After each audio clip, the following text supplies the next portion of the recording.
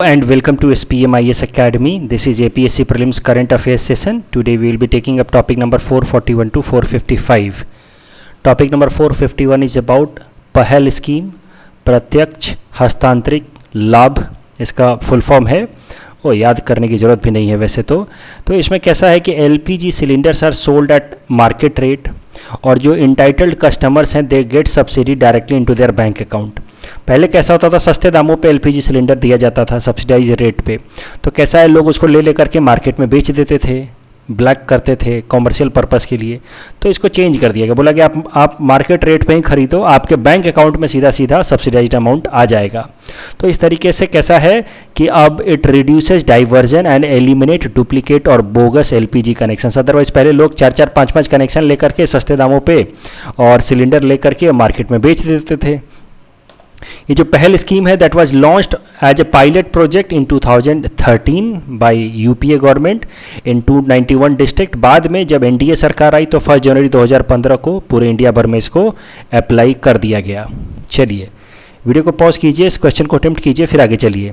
Topic number 442 Malabar exercise. तो एक naval exercise है, 1992 में स्टार्ट हुआ ये as a bilateral naval exercise between Indian navy and US navy. बाद में जापान ने भी इसको ज्वाइन कर लिया as a permanent member in 2015।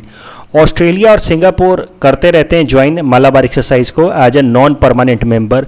For example Australia ने पिछला जो मालाबार एक्सरसाइज हुआ था जो 2020 में, उसमें ऑस्ट्रेलियन नेवी ने पार्टिसिपेट किया था। उसके पहले ऑस्ट्रेलिया ने 2007 में भी इस मालाबार एक्सरसाइज में पार्टिसिपेट किया था। ये मालाबार एक्सरसाइज एक एनुअल नेवल एक्सरसाइज है, एक साल इंडियन ओशन में होता है तो फिर अगले साल पैसिफिक ओशन में, तो ऑल्टरनेटिव तरीके से ये होता रहता है। जो पिछला वाला मालाबार एक्सरसाइज हुआ था that was held in Indian ocean. Indian ocean के दोनों ही बे ऑफ बंगाल और अरेबियन सी में ये मालाबार एक्सरसाइज हुई थी लास्ट ईयर। चलिए वीडियो को पॉज कीजिए, क्वेश्चन को अटेम्प्ट कीजिए, फिर आगे चलिए। Topic number 443 national monsoon mission. तो ये नेशनल मॉनसून मिशन लॉन्च किया है मिनिस्ट्री ऑफ अर्थ साइंसेज ने 2012 में। ये नाम से जैसे आप समझ सकते हैं इसका काम है मॉनसून को प्रेडिक्ट करना। शॉर्ट रन में मॉनसून कैसा होगा, मीडियम रन में कैसा होगा, लॉन्ग रन में कैसा होगा मॉनसून। और इसके अंतर्गत एक इनिशिएटिव ली गई है ग्रामीण कृषि मौसम सेवा। ये ग्रामीण कृषि मौसम सेवा में कैसा है, ये नेशनल मॉनसून मिशन के अंतर्गत ही ग्रामीण कृषि मौसम सेवा एक इनिशिएटिव है। इसके अंतर्गत जो इंडियन मेट्रोलॉजिकल डिपार्टमेंट है और Indian council of agricultural research है, ये डिस्ट्रिक्ट लेवल पे मॉनसून एडवाइस देते हैं, मेट्रोलॉजिकल एडवाइजरी देते हैं फार्मर्स को। हर डिस्ट्रिक्ट लेवल पे ये निकालते हैं ग्रामीण कृषि मौसम सेवा। तो हर डिस्ट्रिक्ट लेवल पे कि भाई आपके डिस्ट्रिक्ट में यहाँ इन दिनों पे बारिश होगी, ये खेतों को नुकसान हो सकता है, तो डिस्ट्रिक्ट लेवल पे ग्रामीण कृषि मौसम सेवा की गई है start under national monsoon mission, जिसमें IMD और Indian council of agricultural research district level पे फार्मर्स को सजेशन देते हैं। एक नया इनिशिएटिव लिया गया है हाल फिलहाल में नेशनल मॉनसून मिशन के अंतर्गत, जिस कारण से ये न्यूज में था, और वो नया इनिशिएटिव है ग्लोबल इंसेम्बल फोरकास्ट सिस्टम। ये ग्लोबल इंसेम्बल फोरकास्ट सिस्टम में कैसा है, सुपर कंप्यूटर्स का इस्तेमाल किया जाएगा ताकि हमारे देश के जो अलग अलग एग्रो क्लाइमेटिक रीजन्स हैं वहाँ पे मॉनसून को प्रेडिक्ट किया जाए। तो अलग अलग रीजन्स में किस तरह का मॉनसून होगा उसको प्रेडिक्ट करने के लिए ये global ensemble forecast system start किया गया अंडर नेशनल मॉनसून मिशन। अब ये भी जरा समझ लीजिए, ये वैसे तो थोड़ा सा और कॉम्प्लेक्स चीज़ हो गई, मुझे नहीं लगता APSC में आएगा, UPSC में ज़रूर आ सकता है। हमारे पूरे देश को 15 एग्रो क्लाइमेटिक जोन्स में बांटा गया है on the basis of the soil type, rainfall, temperature, water availability. तो टोटल हमारे देश को अलग अलग जगहों को 15 एग्रो क्लाइमेटिक जोन्स में बांटा गया। जैसे ये है मान लीजिए तो ड्राई एरिड एरिया है, कूल ड्राई एरिड एरिया, इसको हिमालयन रीजन भी कहते हैं, उसमें भी ये वेस्टर्न हिमालयन है, ये 2 नंबर पे ईस्टर्न हिमालयन। तो एक बार इसको देख लेना, इसको एज इट इज़ मगअप करने की ज़रूरत नहीं है। मुझे नहीं लगता APSC में इतना डिटेल में आएगा कि इनमें से कौन एग्रो क्लाइमेटिक रीजन नहीं है, लेकिन APSC में नहीं आएगा, UPSC में ज़रूर आ सकता है। बट फिर भी एक बार APSC PT से पहले इसको देख लेना, मैं नोट्स में दे दूंगा। चलिए वीडियो को पॉज कीजिए, क्वेश्चन को अटेम्प्ट कीजिए, फिर आगे चलिए। Topic number 444 food fortification scheme. तो ये स्कीम लेकर के आई है food safety and standard authority of India 2016 में। इस स्कीम में क्या किया जाएगा कि जो भी हमारे नॉर्मल फूड हैं जैसे वीट हो गया, फ्लोर हो गया, राइस हो गया, उसके अंदर कुछ essential micro nutrients extra add किए जाएंगे। फॉर एग्जांपल वीट में, फ्लोर में या राइस में आयरन ऐड किया जाएगा, विटामिन B12 ऐड किया जाए या फॉलिक एसिड ऐड किया जाए। मिल्क या एडिबल ऑयल में विटामिन A और विटामिन D ऐड किया जा सकता है। जो सॉल्ट होता है उसमें आयोडीन ऐड किया जाता है और आयरन ऐड किया जाता है। इसी तरह के सॉल्ट को कहा जाता है डबल फोर्टिफाइड सॉल्ट। तो आयोडीन और आयरन को ऐड कर दिया गया तो डबल फोर्टिफाइड। इससे कैसा होता है, हिडन हंगर कम होता है। देखिए हिडन हंगर वो चीज़ होती है कि ऊपर से इंसान हेल्दी लगता है लेकिन अंदर से उसके बॉडी में जब एसेंशियल माइक्रो न्यूट्रिएंट्स की कमी होती है तो कहा जाता है कि वो इंसान हिडन हंगर सफ़र कर रहा है। तो हिडन हंगर को दूर करने के लिए फोर्टिफाइड फूड फोर्टिफिकेशन स्कीम चलाया है food safety and standard authority of India ने। जो भी फोर्टिफाइड फूड होता है उसके ऊपर इस तरह का लोगो होता है, +F वाला लोगो होता है। चलिए वीडियो को पॉज कीजिए, क्वेश्चन को अटेम्प्ट कीजिए, फिर आगे चलिए। टॉपिक नंबर 445, प्रधानमंत्री स्वनिधि स्कीम एक स्पेशल मैक्रो क्रेडिट फैसिलिटी है फॉर स्ट्रीट वेंडर्स। मतलब स्मॉल अमाउंट का लोन दिया जाएगा स्ट्रीट वेंडर्स को। इसमें लगभग 50 लाख स्ट्रीट वेंडर्स को लोन दिया जाएगा। लोन अमाउंट होगा 10,000 रुपये, ताकि वो अपने लिए कोई नया बिजनेस स्टार्ट कर सके, अपने ठेले वगैरह को थोड़ा और अच्छा बना सकें। तो वर्किंग कैपिटल ऑफ ₹10,000 दी जाएगी। इसमें इंटरेस्ट सब्सिडी होगी 7% की। मतलब जो भी मार्केट रेट का होगा इंटरेस्ट, जैसे 10% मान लीजिए इंटरेस्ट चल रहा है मार्केट में, तो 7% भारत सरकार चुका देगी। यानी कि इंटरेस्ट सब्सिडी 7% का होगा, जो वेंडर्स उनको खाली 3% इंटरेस्ट देना होगा। ठीक है जी। इसमें कैशबैक स्कीम भी है 1200 रुपये का ऑन टाइमली पेमेंट। तो अपने लोन को अगर टाइम पे चुका देते हैं ये स्ट्रीट वेंडर्स तो उनको 1200 रुपये का कैशबैक भी है। और उसके अलावा एक बात और आपको ध्यान रखने की, it has been launched by ministry of housing and urban affairs. Video को पॉज कीजिए, क्वेश्चन को अटेम्प्ट कीजिए, फिर आगे चलिए। टॉपिक नंबर 446 भूपेन हजारिका जी के बारे में है। तो he was born on 8 September 1926 in Sadiya, died on 5 November 2011 in Mumbai. Higher studies के लिए वो BHU गए थे और बाद में उन्होंने PhD किया है कोलंबिया यूनिवर्सिटी से। During his stay in US he came into contact with black civil rights icon Paul Robeson. He was given Bharat Ratna award in 2019। चलिए वीडियो को पॉज कीजिए, क्वेश्चन को अटेम्प्ट कीजिए, फिर आगे चलिए।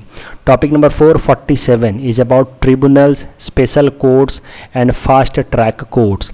तो इन तीनों में क्या अंतर होता है वो एक एक करके समझते हैं। जो स्पेशल कोर्ट्स होते हैं they are created according to a law, so they are created under statute and they are created for a specific kind of dispute. For example family court वो डिवोर्स से रिलेटेड मैटर्स लेता है। Child adoption को लेकर के कोई dispute हो गया तो उसको लेकर के मैटर्स लेता है फैमिली कोर्ट, तो that is special court. Fast track court कैसा होता है, it is created on the basis of executive order, इसके लिए कोई अलग से कानून नहीं चाहिए। और fast track court is not for any specific dispute. Fast track court is just created to deal with judicial backlog. जो जुडिशरी में केसेस पेंडिंग चल रहे हैं उनको जल्दी जल्दी निपटाने के लिए, चाहे किसी भी तरीके का केस हो, उसके लिए लाया गया है फास्ट ट्रैक कोर्ट, लाया जाता है। Fast track court has been brought on recommendation of 11th finance commission. अगर ट्रिब्यूनल्स की बात की जाए तो tribunals have been inserted in our constitution as a result of 42nd amendment act in part 14A। तो ट्रिब्यूनल्स के अंदर 2 article हैं। Article 323A deals with administrative tribunal, चाहे सेंट्रल एडमिनिस्ट्रेटिव ट्रिब्यूनल हो या स्टेट एडमिनिस्ट्रेटिव ट्रिब्यूनल हो, they are created by a law made by the parliament. जबकि article 323B can be established by both parliament as well as state legislature on their respective issues। चलिए video को pause कीजिए, question को attempt कीजिए, फिर आगे चलिए। Topic number 448 Pinaka guided missiles. तो पिनाका गाइडेड मिसाइल्स इस तरह के मल्टी बैरल रॉकेट सिस्टम होते हैं जिसमें एक बार में 12 रॉकेट 1 मिनट में फायर किए जा सकते हैं। Pinaka rocket have been named after the bow of lord Shiva. तो लॉर्ड शिवा का धनुष का नाम था पिनाका, उसी के नाम के बाद ये नाम दिया गया है Pinaka rocket missile. It has been developed by DRDO। और इसमें कैसा है कि हमारा जो Indian regional navigational satellite system है उसका ये हेल्प लेता है अपने टारगेट को हिट करने में। तो ये सैटेलाइट सिस्टम से इंफॉर्मेशन निकाल करके अपने टारगेट को चेज करता है। और इसका जो पुराना वर्जन था उसका नाम था मार्क 1, उसका रेंज था 40 किलोमीटर। हाल फिलहाल में पिनाका न्यूज़ में इसलिए था क्योंकि इसका रेंज बढ़ा दिया गया है, 60 से 90 किलोमीटर तक कर दिया गया है। और जो अपग्रेडेड पिनाका है उसका नाम है मार्क 2। चलिए वीडियो को पॉज कीजिए, इस क्वेश्चन को अटेम्प्ट कीजिए on the basis of this topic. Topic number 449 is about India's state of forest report 2019। तो स्टेट ऑफ फॉरेस्ट रिपोर्ट हर 2 साल पे पब्लिश होती है। It is a biennial report and it is published by Forest Survey of India. तो अगला state of forest report 2021 में आना चाहिए, अभी तक आया नहीं है। तो देखते हैं, अभी तो हमसे अगर क्वेश्चन पूछा जाएगा तो 2019 के ही फॉरेस्ट रिपोर्ट के बारे में पूछा जाएगा। It is a biennial report. 2019 वाला जो फॉरेस्ट रिपोर्ट था, फॉरेस्ट सर्वे रिपोर्ट था, उसकी खासियत ये थी कि इसमें नेशनल फॉरेस्ट इन्वेंट्री भी पब्लिश हुई थी। National forest inventory was publish for the first time. इसमें कैसा है, it calculated the produce from the forest, कि हर फॉरेस्ट से क्या क्या चीज़ें निकलती हैं और कितनी चीज़ें मिलती हैं, चाहे हनी बी हो चाहे टिम्बर हो, कितना मिलता है वो बताया गया in first time in this national forest inventory that was created in Indian state of forest report 2019। अगर फॉरेस्ट कवर की बात की जाए हमारे देश में, तो total 21.6% of the total land हमारे देश में फॉरेस्ट के फॉर्म में है। उसके अलावा ट्री कवर इज 2.89%। तो total forest cover and tree cover हो जाता है 24.56%। इन दोनों को अगर जोड़ दिया जाए तो हो जाता है forest cover and tree cover, that is 24.56%। तो ध्यान रखना, forest cover is 21.67, tree cover is 2.89, तो total forest and tree cover is 24.56%। अगर term overall geographical area wise बात की जाए तो it is somewhere 80.73 million hectare area wise अगर बात किया जाए तो Madhya Pradesh has largest forest cover. Percentage wise बात किया जाए तो Mizoram has highest forest cover with 85.41%।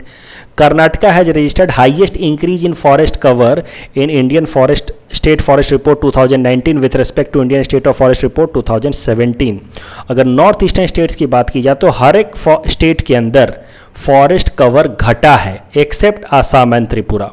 तो आसाम के अंदर थोड़ा सा फॉरेस्ट कवर बढ़ा है, त्रिपुरा के अंदर बढ़ा, अदरवाइज हर नॉर्थ ईस्टर्न स्टेट्स में फॉरेस्ट कवर घटा है with respect to 2017 Indian state of forest report. चलिए वीडियो को पॉज कीजिए, क्वेश्चन को अटेम्प्ट कीजिए, फिर आगे चलिए।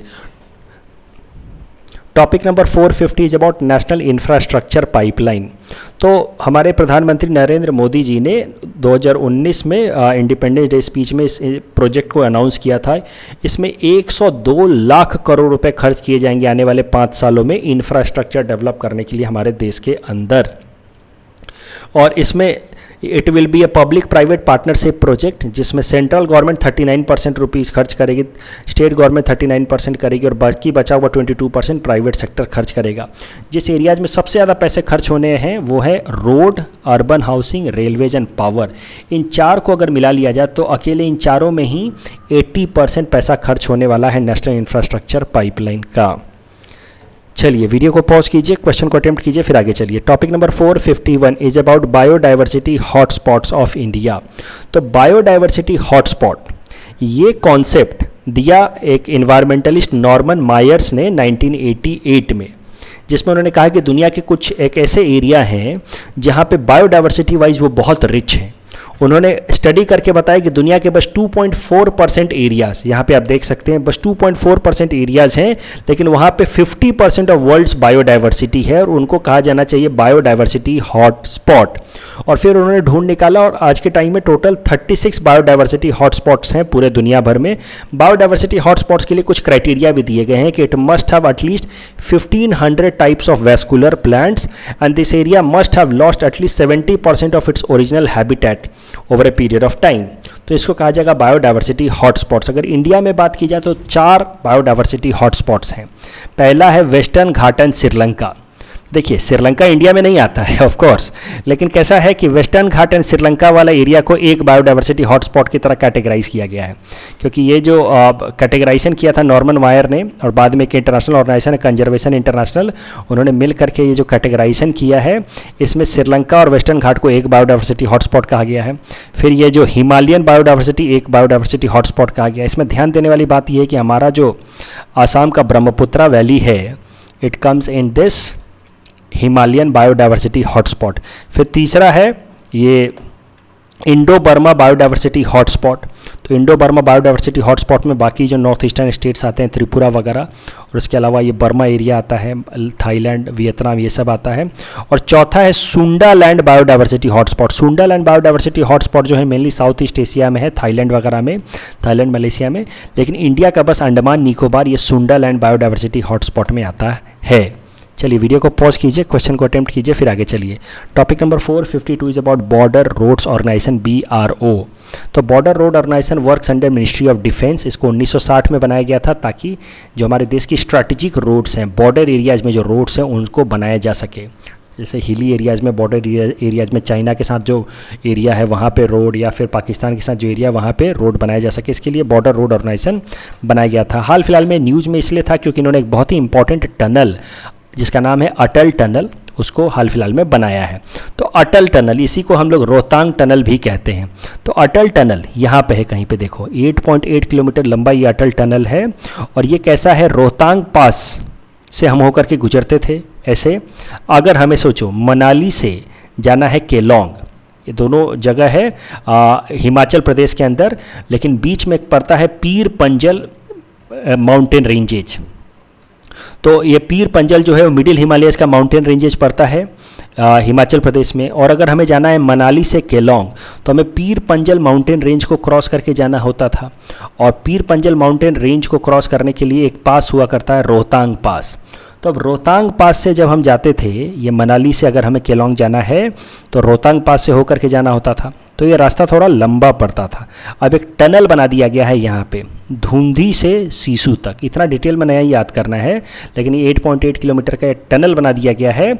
इससे टनल से होगा क्या कि ओवरऑल जो मनाली से केलोंग का डिस्टेंस है वो लगभग 46 किलोमीटर कम हो जाएगा। ये जो टनल है it is at an elevation of 3100 metre. इसकी लेंथ तो मैं बता ही चुका हूँ 8.8 kilometre. It is on Leh to Manali highway, Leh Manali highway पे ये है। इसका नाम है रोहतांग पास को, it is under Rohtang pass, तो रोहतांग पास से नीचे में है। And it is in the eastern Pir Panjal range of Himalaya connecting Leh to Manali. चलिए वीडियो को पॉज कीजिए, क्वेश्चन को अटेम्प्ट कीजिए, फिर आगे चलिए। Topic number 453 India's international boundary. तो इंडिया की इंटरनेशनल बाउंड्री अलग अलग देशों के साथ है, बांग्लादेश, भूटान, चाइना, म्यांमार, नेपाल, पाकिस्तान, श्रीलंका। अब किसके साथ इंडिया की बाउंड्री सबसे लंबी है? श्रीलंका के साथ तो आप कह सकते हैं कि मैरी टाइम बाउंड्री है, बस आप लैंड बाउंड्री नहीं कह सकते। अफ़गानिस्तान के साथ है हमारी लैंड बाउंड्री यहाँ पे। तो अब किसके साथ हमारी सबसे लंबी बाउंड्री है, किसके साथ सबसे छोटी बाउंड्री है, इसको रटने के लिए यहाँ पे मैंने छोटा सा एक एक्रोनिम दिया है, इसको याद कर लो। BC पान खाके MBA करने गया। इसका क्या मतलब है?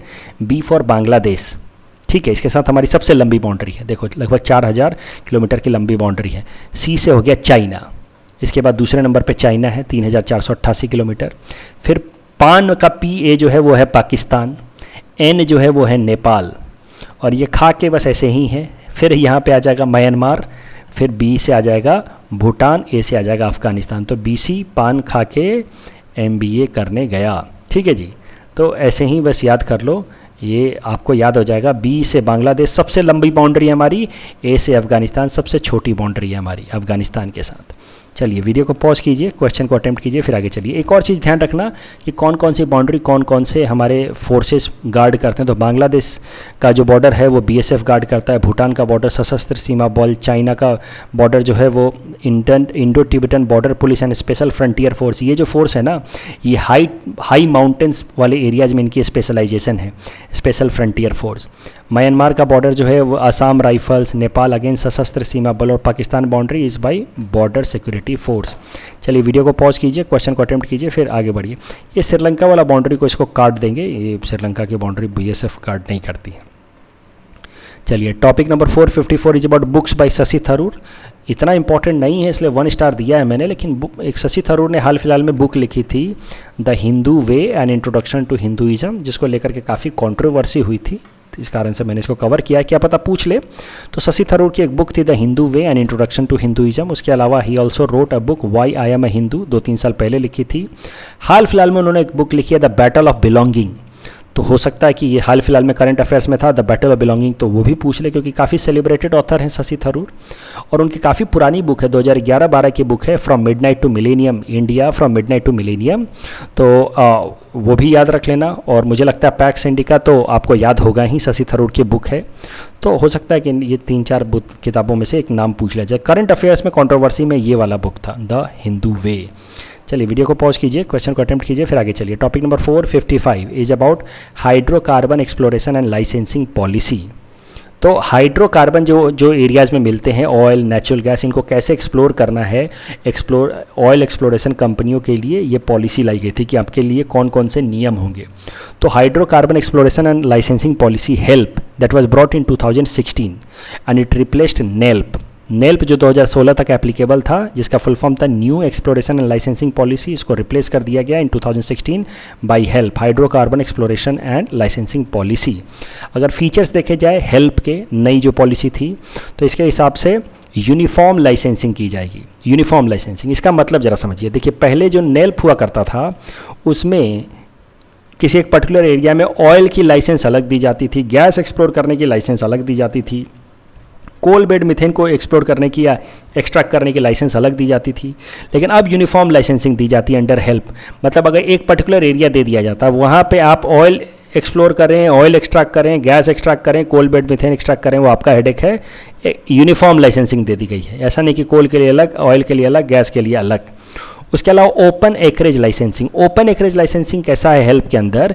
इसमें एक्सप्लोरेशन कंपनीज को, जैसे गेल वगैरह हैं, ओएनजीसी हैं, इनको फ्री छूट दे दिया गया है कि भाई आपको अगर कोई भी एरिया लगता है कि ये एरिया में ऑयल, नेचुरल गैस मिल सकता है, तो आप आइए हमारे पास, आप बिड सबमिट कीजिए कि सर इस एरिया में हम ऑयल, नेचुरल गैस मिल सकता है, हम इसको एक्सप्लोर करके एक्सट्रैक्ट करना चाहते हैं। तो आप जाइए, उसको एक्सप्लोर कीजिए, एक्सट्रैक्ट कीजिए, सरकार आपको अलाउ कर देगी। और आप उसको एक्सप्लोर करके एक्सट्रैक्ट करने का, जब आपको एक्सप्लोर करने का और आपको मान लीजिए ऑयल, नेचुरल गैस मिल गया, तो एक्सट्रैक्ट करने का जब आपको प्रोजेक्ट मिलना है, उसके पहले सरकार आपसे आपका बिडिंग लेगी कि आप कितना पैसा देंगे सरकार को। और वो बिडिंग में आपको सरकार को बिड सबमिट करना होगा, सर हम इतना पैसा देंगे। सरकार बाकी सारे बिडर्स को भी अलाउ करे कि आइए आप भी बिड कीजिए। और यहाँ पे स्विच चैलेंज चलेगा, जो सबसे ज़्यादा ऑफर करेगा उसको मौका दिया जाएगा। तो स्विच चैलेंज में कैसा कि मान लीजिए कि ओएनजीसी ने ढूंढ निकाला ओपन एकरेज पॉलिसी में कि सर मुझे ना अंडमान निकोबार में जाकर के ऑयल, नेचुरल गैस एक्सप्लोर करना है। तो सरकार बोलेगी ठीक है, जाइए एक्सप्लोर कीजिए। वहाँ गए, एक्सप्लोर किए, मिल गया मान लो ऑयल, नेचुरल गैस। तो अब ओएनजीसी बोले सर यहाँ पे ऑयल, नेचुरल गैस मिल गया है, अब मैं इसको एक्सट्रैक्ट करना चाहता हूँ। तो सरकार कहेगी रुको, तुम बताओ कितना पैसा हमें दोगे। तो वो कुछ कोट करेंगे, सरकार बोलेगी कि बाकी सब भी बताओ कि तुम कितना पैसा दोगे। तो केर एनर्जी, बीपीसीएल सब बोलेंगे कि सर हम इतना देंगे, इतना देंगे। अब अगर मान लो कि ओएनजीसी ने सबसे बढ़िया ऑफर दिया तो सरकार कॉन्ट्रैक्ट ओएनजीसी को दे देगी। लेकिन मान लो किसी दूसरे ने, बीपीसीएल ने अच्छा ऑफर दिया है, तो सरकार ओएनजीसी को मौका देगी, you meet the bidding of BPCL, कि बीपीसीएल तो ये दे रहा है, तुम इतना दोगे कि नहीं दोगे। अगर ओएनजीसी बीपीसीएल वाला कमिटमेंट को ओएनजीसी देने को रेडी हो जाता है, तो फिर भी कॉन्ट्रैक्ट ओएनजीसी को ही मिलेगा। This is known as swiss challenge, जिसमें एक बिडर अपना बिड सबमिट कर देता है, तो बाकी सबको भी अलाउ किया जाता है कि भाई आप भी अपना अपना बिड सबमिट करो। और जो पहला बिडर है उसको मौका दिया जाता है कि जो बेस्ट बिड है उसको बीट करके दिखाओ। अगर वो बीट कर देता है तो पहले बिडर को ही वो बिड दिया जाता है।